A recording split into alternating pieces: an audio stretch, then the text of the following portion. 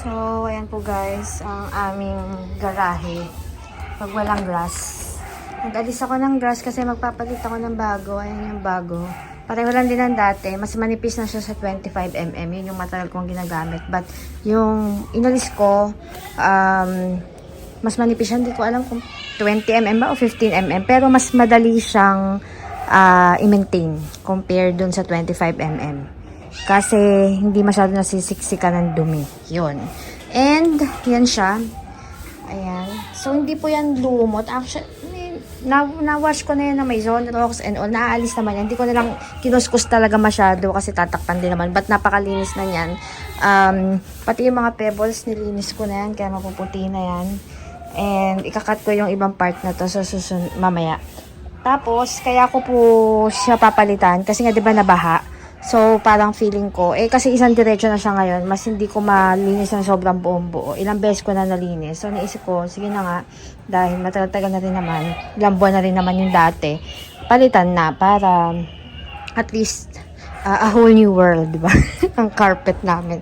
Yan. So, yan po. Yan ang, dati matagal din tong gantong plain. Maganda naman siya. Yan nga lang, iba talaga yung dating ng, gusto ko na nga alisin Kaso sabi ng husband ko, malungkot daw tingnan pag walang grass. Totoo rin naman. Tsaka, isa pa, parang malungkot nga siya tingnan kahit ako, hindi rin ako satisfied pagka ganyan nawala. So, ang aking grass ay galing ulit kay Jeline Flores. Yung link niya lalagay ko sa description ng video. And then, ayan po siya, yan. Ganyan siya. Isang diretso po yan, 2x5 meters. Yan, para isang diretso. Tapos, yung mga nagtatanong sa akin kung saan siya, meron siyang Shopee, may TikTok din yata siya. Pero, ibibigay ko sa inyo yung Facebook page niya kasi doon ako nag-order sa account niya. Yan. Yan na siya. Green na green. Iba talaga ang shine pag bago. Shining, shimmering, splendid. Aladi na aladi talaga ang relate ko. Ayan. So, dati kasi, ang ginagawa ko, parang paganon. So, parang dalawang parts. Dalawang parts siya, minsan nga hanggang 3 pa dun sa dulo. So, naisip ko, dahil dati kasi wala naman ditong plants. So, kailangan sakop lahat. So, yung dati-dati pa na grass, andyan pa rin hindi ko na inalis para hindi na ako mahirapang magtanggal-tanggal sa gilid. And then, hinihingal ako. Instead na, kasi itong lapad nito, talagang 2 meters lang to. So, parang pa ganon, 'di ba dati? 2x3, parang ganun yung binibili ko. Ngayon, ang ginawa ko, 2x5, isang diretso na, walang cut, para mas flawless tingnan. And isa pa, meron nga kasing mga something, meron kasing mga something na dito, 'di ba? Unlike before. And ang nabago is, tsaka ko na ipapakita, puro tungkol sa grass ito. Yan. Sa price, i-check nyo na lang, i-message nyo lang si Jeline sa updated price. Tsaka kung gusto niyo ng makapal, ito pala yung makapal. Ito yung 25mm. Ito yung bago. Pero pwede pa rin naman kayo mag-order ng ganito 25mm. Nga lang, pagka-feeling ko kasi pag nasisiksikan na kung ano-ano, ang hirap. Pero maganda pa rin siya, magandang klase talaga siya. Ito, mas mahaba. Pareho na lang sila ng color. Dati yung isa, mas iba yung shade ng green nun. Parang mas dark green. Ito ngayon bago, mas pareho sila. Ito po pwede nyo dikitin. Pwede nyo gupitin, pwedeng hindi. Ito. May namali pa akong desisyon na nangyari sa buhay ko. 'Di ba sobra to kanina. Ginupit ko pa to. Ay, talaga naman. Bitin pala. Anyway, matatakpan din naman ng pebbles yan. But, again, wrong move, girl. Ganun talaga. Ayan, mahaba pa siya. Hanggang dun yan. So, ayan po. Nailatag ko na. Idulo na lang. And then, itong pebbles, kukunin ko yung mga iba sa taas. Kasi ayusin ko din sa balcony. Para pag i-vlog ko rin yan. And, ngayon na ulit ako sinisipag dito sa garden. Yun, dito, huhugot tayo dyan. Kasi nandyan lahat ng karamihan. So, ayun, kung sana hindi ko nasagad yung gupit. Sayang, sana hindi ko na talaga ginupit. Ayan. Pero hindi naman siya kita. Actually, mas okay pa nga na nandito to. Hinga lang, kung hindi ko sinagad to, sana mas malaki yung exposure ng tawag doon, ng grass. Ang ganda, grabe, ang ganda pagbago talaga. As in general cleaning ko lahat yan. General cleaning ko yan para Talagang, alam mo yung feeling mo talaga na naglagay ka ng bago, malinis lahat. Hindi yung parang papatungan mo lang, 'di ba? And, pati, kasi nung time na after ng baha, yung mga sa likod-likod, hindi ko masyadong nalinis pa yan noon. So, ngayon na wash out ko na lahat yan. Kaya nga, ginabi na ako, kanina pa ako nag-start. Pero gabi na ako nakapaglatag. Kala ko mabilis lang. Yan. And, inalis ko yung, ayun, sige, pakita ko na. Inalis ko na yung dalawang rectangular na cement pots doon. Ilalet go ko na rin yan para humaba pa yung space. Sa next vlog, malamang next vlog nito is garden tour ulit para makita niyo yung mga changes. Kasi ang dami ko talaga nabawas na plants. Ang luwag-luwag, ang ganda-ganda. And, ayan. Yan, pupunuin ko dyan. Marami pa akong pebbles sa taas sa balcony. Yung nga lang yung mga yung kailangan linisin kasi iba na yung kulay. Nandito para mga bago. Ang dami nagtatanong sa akin, paano ko raw na maintain na ganito? Yung iba po, pag ang pebbles nyo is yung lupa, yung ilalim. Meron silang sinasapin na parang ganitong style. Ito, parang ganito. Parang,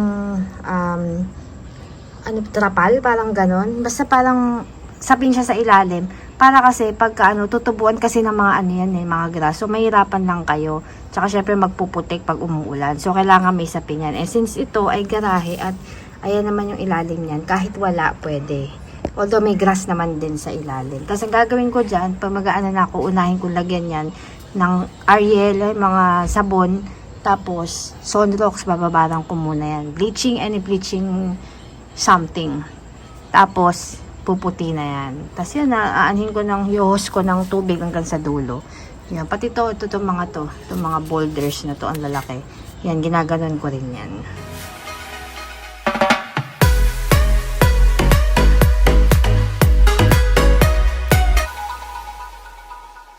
Good morning. So, ayan, itong continuation na to ay after more than a week ng mga videos earlier dahil tinamad ako mag-vlog. Ayan, actually, tinatamad na talaga ako mag-vlog lately dahil nga wala yung kapartner ko, wala si Sedi. So, pag nag-vlog ako, parang mas lalo ko lang siya naiisip. So, kaya ang dami nag-message or nagko-comment sa akin na bakit hindi na ako masyado nag-vlog. So, yun po yung explanation. Pinapalipas ko lang. Yan, darating tayo dyan. So, ito na yung naayos ko. Sobrang luwag. Yan. Tapos, nabenta ko na din yung mga plants na alam ko, parang napakita ko na earlier or na-mention ko na mga ibebenta ko. Na let go ko na din yun. So, mas minimalist na talaga dito. Wait, pakita natin. Yan. So, ito bagong miyembro to ng barkada.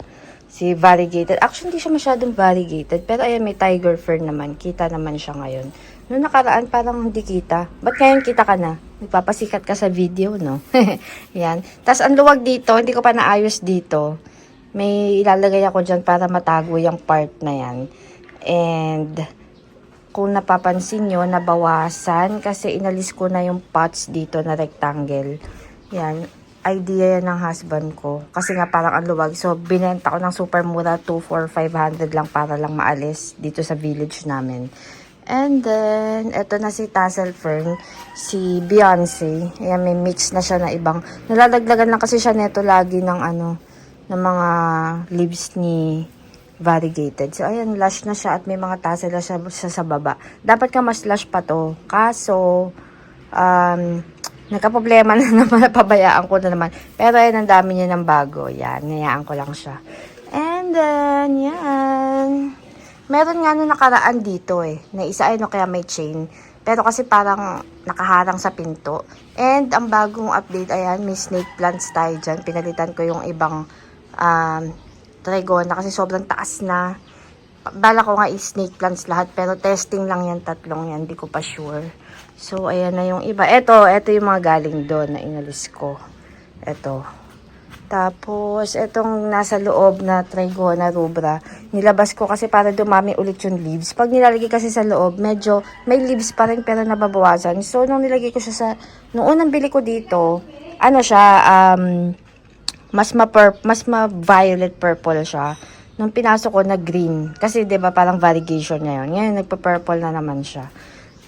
Ito yung nandun sa chain na parang nakaharang sa pinto kasi maganda sana kaso inalis ko na lang. Yan. Yan. Ito meron ako palang bagong plant na swami. Nasa loob to ng bahay, kaso nilabas ko kagabi. Nilalabas ko to mga 2-3 times a week, ganyan, overnight. Para lang, kasi gusto nito maaraw eh. Ang dami niya ng usbong, alive na alive. Maliit lang yung binili ko kasi para sure ako kasi first time kong mag-aalaga nito, para sure na mabubuhay ko. Okay naman, mas madali siya sa feed tree pag indoor. So, feeling ko lang mas madali siyang mauubusan ng leaves kung hindi mo ilalabas para maarawan. Kaya, okay din na maliit yung binili ko. Kasi medyo low light sa loob eh. Unless maliwanag yung bahay nyo at may pumapasok na sunlight. Ayan, ang dami niya na. Parang kailangan na rin i-repot to kasi nakaangat na yung roots. Ito pa yung iba na nandun. At Watusi ko, ayan. Ang dami kong basura dito kasi bumili ako ng chair, kung ano-ano mga pinagbibili kong panel, whatever. So, hindi ko pa nalalabas yung basura. Kagabi lang yan, sorry na. Pero ang luwag-luwag na dyan. Promise, ang luwag-luwag na. Tapos, wala na rin yung variegated yucca ko na matagal ko nang gustong ibenta. Finally, nabenta ko na. Halos pinamigay ko na. At eto na si Watusi. Eto for sale to, si Watusi. Napakaganda po nito. Kaso, ayan, nilagay ko na nga siya sa basurahan ko yan. Wait lang. Ayusin ko pa yan. Ang daming disclaimer. Nilagay ko na siya sa cement pot. Kasama na siya sa cement pot pag binenta kasi mataas na siya masyado. Tapos, ang shape niya pa is pa-curve. So, para hindi tumumba, medyo mahirap lang tong ibiyahe, but kailangan mga L300 or pick-up truck siguro. Pero ang ganda niya. So, nilagay ko muna siya dyan. Hindi mo siya nagmamadaling mabenta. Nilagay ko lang siya dyan. Tapos, itong lush na euphorbia ko, nerifolia. Ang ganda-ganda. Pagdating ng summer, maglalagas na naman yan. Ganyan lang ang buhay nila. Tapos, dito sa wall na to, may plano ako dito. Kasi parang hassle i-repaint. Actually, tinatamad lang ako mag-repaint. Mas madali kasi maglagay ng wallpaper. But, iniisip ko kung ano ba sa tingin nyo. Kung black kasi, di ba dito ang ganda kasi background black. So, mas na-emphasize yung mas parang mas naging accent yung plants. Di ba? Lumulutang yung green. Iniisip ko naman dito, kung iba-black ko, baka madilim na. Kung iwa-white ko naman, baka naman maging high maintenance kasi madumihin. Di ba? So, yun ang medyo struggle ko. So, kung black, 'di ba, hindi halata kung madumi. Pero baka dumilim kasi tingnan, yun ang struggle ko. Same design, but black ba or white? Pakitulungan niyo naman ako, black or white. Kasi may black na sa taas na fluted eh. Dati brown yan, 'di ba? Nirepaint namin ng black. So, ano sa tingin niyo? Ayan oh.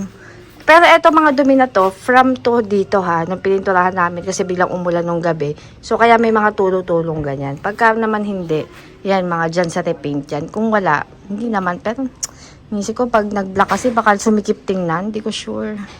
Nalilito ako. So, etong grass namin ay well maintained. Ngayon lang yan may mga leaves kasi umulan kagabi. Ayan no, tas etong mga fern ko kasi, winawagwag ko yan ganyan para pag natanggal na yung mga dead leaves, pinupulot ko po yan, hindi ko sila bina-vacuum na. Pinupulot ko kasi bago eh, ganun talaga pag bago. Ang ganda nitong bagong labas ng hindi siya 25mm, mas manipis siya. Pero mas maganda yung color niya, kakulay siya ng dating 25mm, mas mix ng dark green and light. Ang ganda, kasi yung sumunod dito, yung bago dito, dark eh. From Jillian Flores po ito. So sa mga gustong bumili, i-message nyo ako or comment dito sa video. Ang ganda, promise. Mas maganda siya tingnan this time. Mas natural tingnan. Ang ganda. Etong napakalash ko natin na nung binili ko to, kukunti lang to, hindi to ganito kalash. Yan, mas lash siya dyan tingnan. Kailangan ko na atang ayusin kasi parang bumibigat na yung harap niya kasi sa harap lang siya tumutubo. Nakayuko na siya nakayuko na yung pot. Yan. Tapos eto, lagi ko itong mga binawagwag. Kasi hindi naman may iwasan yan, yung mga dry leaves, kahit lagi na ulan na yan. Normal lang yan. So, ginaganong-ganong ko. May pansungkit ako. Para pag nalaglag, isahang na lang. Ganyan, isahang pulot. Hindi ko pa winawalis to. Kasi pag winawalis, medyo mas madaling maluma yung grass. Kaya, pinupulot ko na lang. Dami akong time. So, ayun po ang chika. Ang tagal ko walang vlog. Parang 1 month. Yun, sobrang wala eh. So, pinipilit ko lang din na. Syempre, sad pa rin. Wala si Sadie. Syempre, siya yung taga-hello tsaka goodbye ko, diba? But baka next kong i-vlog is yung dining area namin. Maraming na bago. Basta, i-vlog ko na lang. Pag gusto ko kasi pag vinlog ko, medyo pa-perfect na siya. Work in progress pa rin kasi siya. So, Pagka okay na talaga, tsaka ako i-vlog. So, ayun lang guys. Thank you so much and bye-bye!